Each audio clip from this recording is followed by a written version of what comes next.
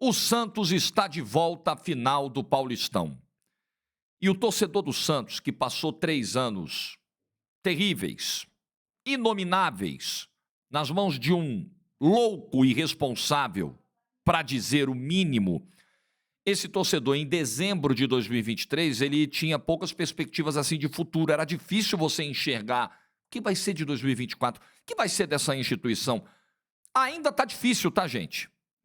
Mas uma amostra do quão resiliente, do quão forte é esse clube, do quão expressiva é essa marca, a gente teve nesse Campeonato Paulista de 2024. Aconteça o que acontecer nos 2 próximos domingos, o Santos está se reconstruindo. E em pouco tempo, muito antes do que muitos esperavam. E o torcedor do Santos é quem mais tem motivos para comemorar tudo o que aconteceu na noite de ontem. Nessas noites, tardes e até manhãs de Campeonato Paulista de 2024. É uma trajetória muito especial mesmo. E o santista que passou pelo que passou sabe exatamente do que eu estou falando. Vamos lá, vamos destacar aqui como foi essa classificação em cima do Red Bull Bragantino, vamos trazer aí os detalhes, fazer uma projeção para a final, enfim. Like no vídeo, se inscreva, ative o sininho rumo a 180 mil inscritos. Por falar na semifinal, a outra semifinal é hoje, Palmeiras e Novo Horizontino no Allianz. Meu palpite, vitória do Verdão. Você pode entrar agora no Aposta Ganha, dá uma olhadinha nas cotações, dá uma olhadinha nas odds supremas, que são excelentes oportunidades para os jogos. Jogue com responsabilidade, você que é maior de 18 anos, tá bom? O meu link do Aposta Ganha está no primeiro comentário desse vídeo. Bom, a trajetória do Santos no Campeonato Paulista, eu não posso dizer que é uma trajetória de reconciliação do clube com a torcida, porque não houve ruptura. Em momento algum. O santista lotou a Vila, o santista esgotou ingressos, o santista apoiou até o último jogo contra o Fortaleza.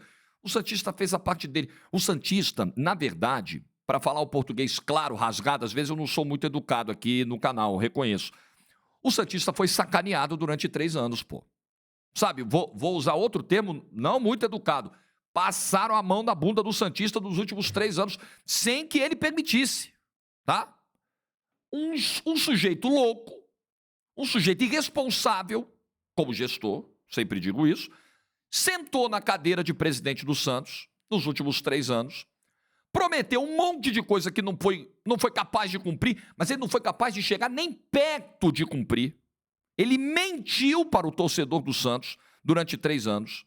Ele brincou com fogo, ele brincou com perigo durante 3 anos, ele brincou com uma história centenária, ele brincou com a história de um dos maiores clubes da Terra, ele brincou com a história do clube do Pelé e colocou o Santos na situação que colocou em dezembro de 2023. Então, o santista foi muito sacaneado nesses últimos 3 anos. Nem mesmo o mínimo para um clube dessa grandeza, que é chegar entre os 4 melhores do Campeonato Paulista, esse sujeito conseguiu nem mesmo o mínimo. Então, a noite de ontem, é uma vaga na final do estadual, é título? Não, não é título. Para um clube tricampeão da América, bicampeão da Libertadores, octacampeão brasileiro, de fato não é título. De fato está muito longe do tamanho do Santos. Está longe. Mas para o que aconteceu nos últimos 3 anos... Meu Deus, é para comemorar muito essa vaga na final de Campeonato Paulista. Aconteça o que acontecer nos 2 domingos que virão pela frente. No domingo de Páscoa e no primeiro domingo de abril. Seja qual for o resultado final, é uma vitória para o Santos ser finalista do Campeonato Paulista. O Santos não tinha time na virada do ano e foi montada uma equipe em pouquíssimo tempo bem competitiva, dentro da realidade do Santos. Isso precisa ser dito. O Santos tem muito que festejar. Essa vaga na final era pouco provável, pouquíssimo provável. Fiz aqui o meu ranking de forças quando começou o Campeonato Paulista e não coloquei o Santos entre os finalistas mesmo. Coloquei Palmeiras e São Paulo na decisão. O São Paulo decepcionou, o Corinthians não dá para dizer que decepcionou tanto, mas também não chegar nem às quartas, cair com uma rodada de antecedência, inacreditável também, inacreditável. Aliás, sobre Corinthians, eu quero falar da Neoquímica Arena e o uso do Santos da Arena Corintiana. Vou falar sobre isso aqui no vídeo. O Santos não era cotado.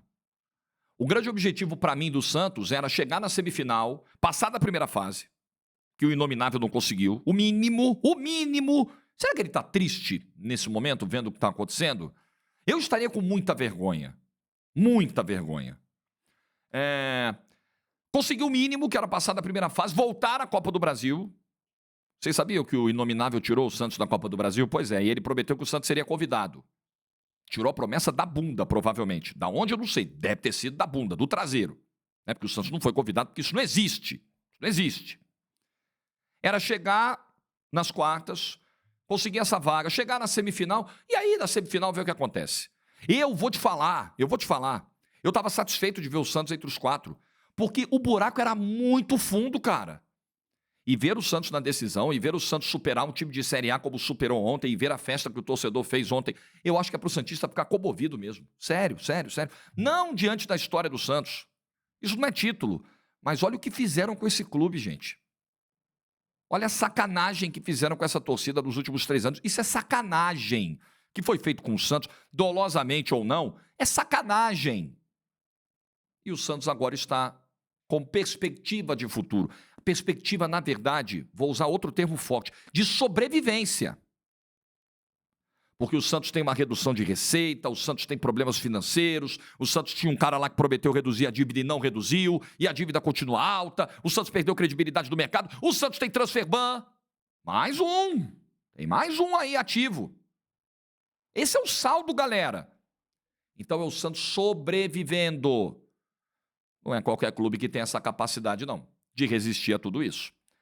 Bom, feita essa introdução, um pouco de sentimento dessa chegada do Santos à decisão, vamos falar o que foi o jogo e o que foi a campanha do Campeonato Paulista. O jogo foi de um Santos que finalizou menos que o Red Bull Bragantino, que teve, em vários momentos do jogo, consideravelmente menor posse de bola que o Red Bull Bragantino e foi mais eficiente. É uma leitura que parece simples, mas não é. Se você for olhar os números do jogo aqui, por exemplo, o Red Bull Bragantino finaliza 23 bolas no jogo. 13 no primeiro tempo e 10 no segundo. Quantas dessas, de fato, foram no gol do João Paulo? Poucas. Foram poucas finalizações. Para você ter uma ideia, no global, o Red Bull Bragantino, das 23 finalizações, acertou 3 no alvo. O gol do Sacha, mais uma rasteira que o João Paulo pegou e mais uma outra que eu não estou lembrando. Foram 3 finalizações de 23 no gol do Santos. Era um Santos que permitia um espaço entre a sua linha de zaga e a sua linha de volantes, entre os dois volantes, o Pituca e o João Schmidt. Era esse o espaço que o Red Bull Bragantino aproveitava, mas chegando só até a entrada da área. Não tinham jogadas trabalhadas, não tinham infiltrações, eram muitas finalizações na entrada da área, várias bloqueadas, segundo o SofaScore, 7 desses 23 chutes foram bloqueados, 13 foram longe do alvo, bola para o alto, bola para o lado, e apenas 3 foram, de fato, na direção do gol do João Paulo, entrou apenas o gol do Sacha no início do segundo tempo. Então, o Santos se protegeu bem defensivamente, o Santos conseguiu controlar. O Santos faz um gol com 6 minutos que condiciona todo o jogo. Te dá uma tranquilidade. Você joga mais pressão no adversário. Amigão, eu tô na frente, o placar é meu, agora te vira. Agora você tem que vir para cima. Eu jogo mais tranquilo. Uma coisa é você jogar com 44 mil no estádio, o tempo vai passando, o gol não sai. Bate o nervosismo. Outra coisa é você já ter essa atmosfera favorável, você faz um gol com 6 minutos. Você faz o teu adversário baquear. E aí o Red Bull Bragantino ficou naquela de circular a bola, chegar na entrada da área, finalizar e não ter sucesso. E o Santos esperando, tentando fazer a pressão, e foi numa mordida, 2 mordidas do João Schmidt, saiu o contra-ataque, jogadaça, Pedrinho cruza, Guilherme bate de primeira. Os gols saíram em momentos muito oportunos para o Santos. O gol muito cedo, o gol do finalzinho do primeiro tempo, quando o Red Bull estava ali fazendo aquela pressãozinha dele, que não era tão efetiva assim, mas era uma pressão, era uma circulação de bola. E o gol quando o jogo está 2-1. Com o Juninho Capixaba indo meio mole ali na marcação, não teve falta, roubada legal, pressão, cruzamento, Juliano faz o 3-1. Então o Santos ele finalizou bem menos da metade, né? Foram 10 finalizações do Santos no jogo, segundo o SofaScore, só que o Santos acertou o alvo 100% mais do que o Red Bull Bragantino. Foram 6 bolas e 3 entraram. Então o Santos, sim, foi um time eficiente, foi um time que aproveitou as suas oportunidades, foi um time que teve competência para se defender, às vezes até baixando bem as linhas, até por já ter a vantagem. Sustentou a pressão de jogar mais de 10 minutos, porque tem os acréscimos, né? O Rainer é expulso aos 38, o jogo tem 6 de acréscimo. Precisou jogar esse tempo com um jogador a menos, aí o Carille vai lá, dá uma corrigida, bota o JP em campo, que talvez tenha que ser titular no primeiro jogo da final, porque o Aderlan ainda não tá legal, né? Se jogar domingo, Provavelmente vai ser num baita de um sacrifício, acho difícil a presença do Aderlan no primeiro jogo, e o Santos sustenta essa vaga para a decisão e o Santos chega à final. O Santos mereceu a vitória no jogo de ontem, porque de nada adianta você ter mais a bola se você não é tão efetivo com ela. De nada adianta você finalizar 23 vezes, sendo que dessas 23, 20 sequer chegaram ao alvo. Sequer chegaram ao gol do João Paulo. Aliás, o Campeonato Paulista que faz o Red Bull Bragantino é um campeonato... A temporada, tá?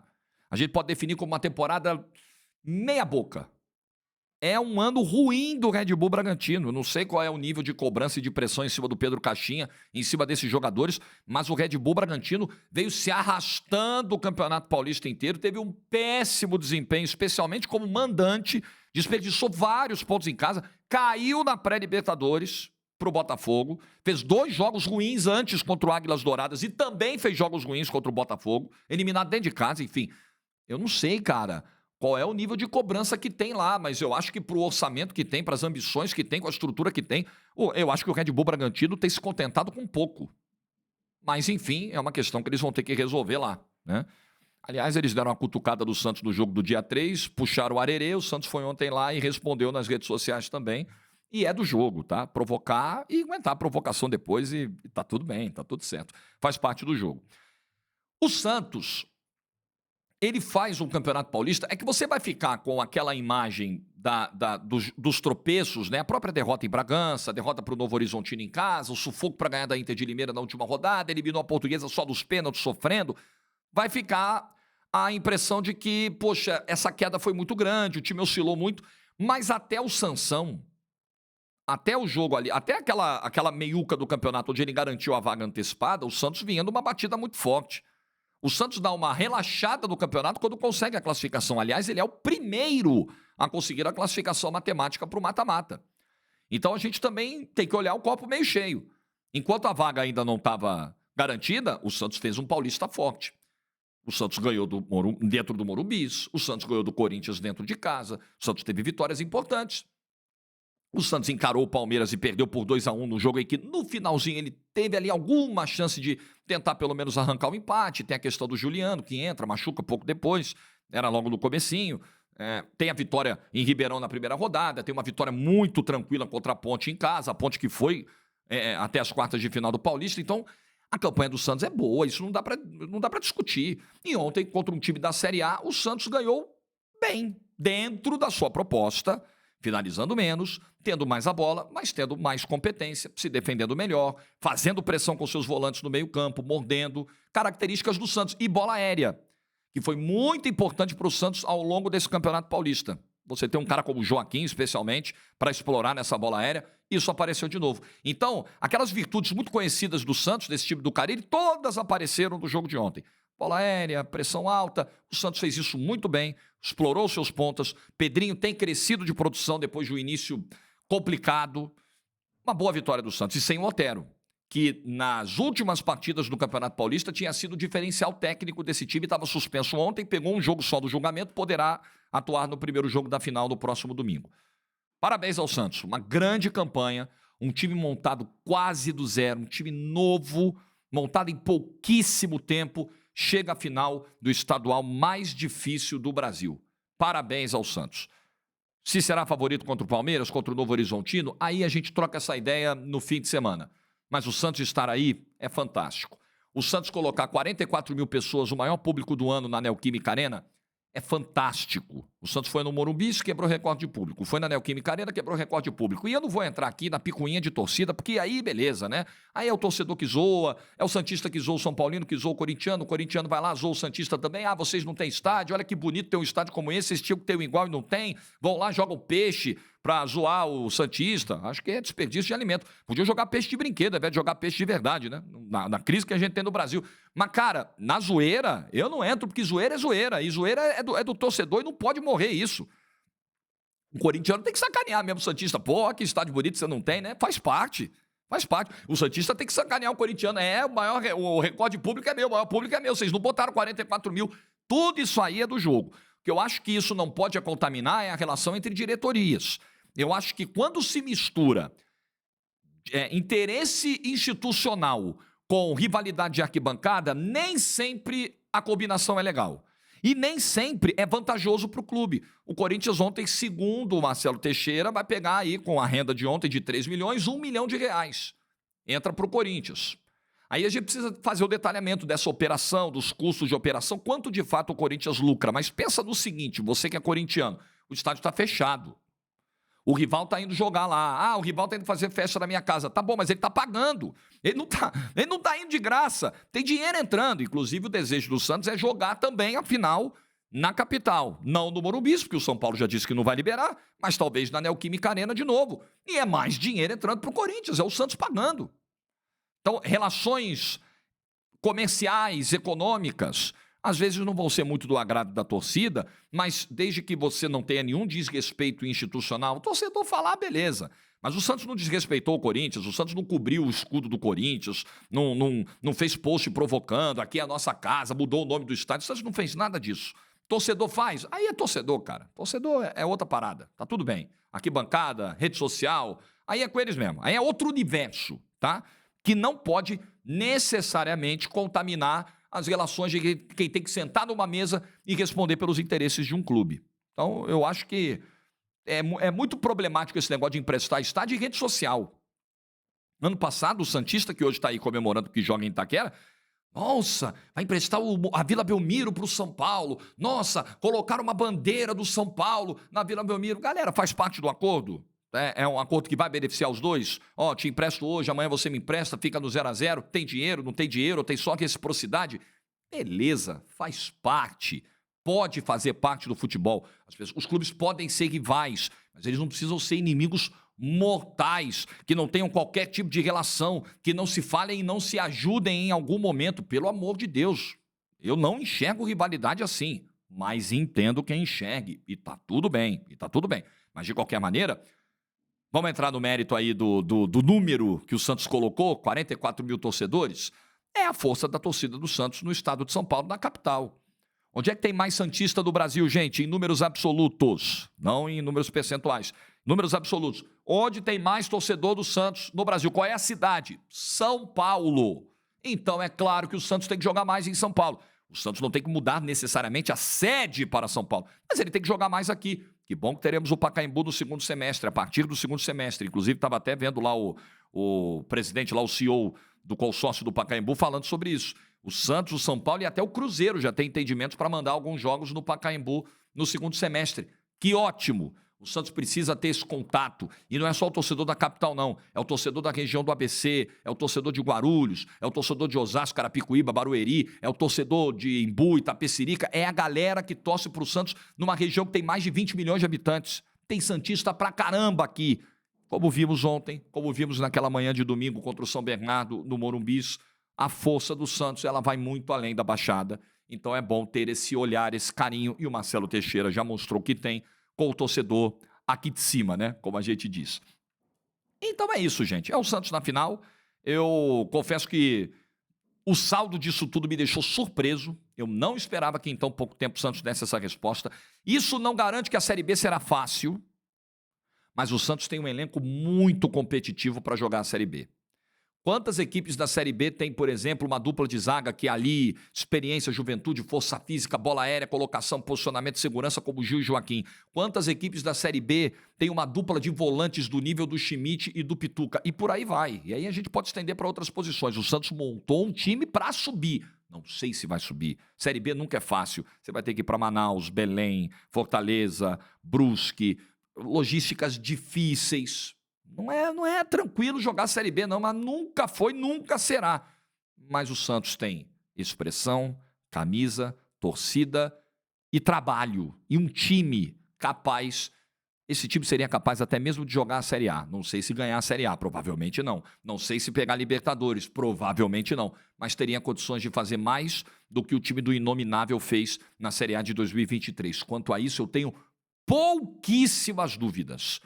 Para a Série B, se o trabalho se mantiver dentro desse padrão, se o Santos honrar seus compromissos, fizer a parte dele, os jogadores mostrarem o comprometimento que estão mostrando até agora, o Santos tem tudo para voltar para o lugar dele, que a gente sabe muito bem qual é.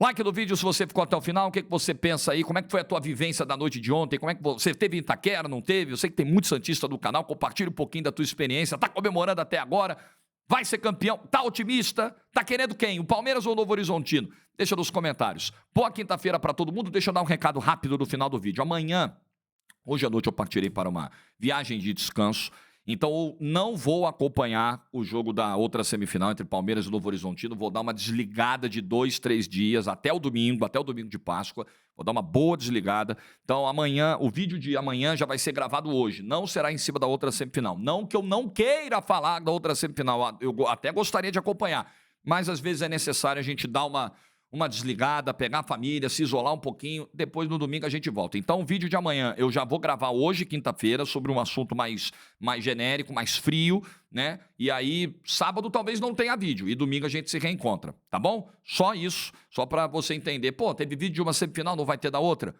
Papai precisa dar uma descansada de vez em quando, né? Faz bem também, faz bem. Juízo, bom feriado a todos, tchau.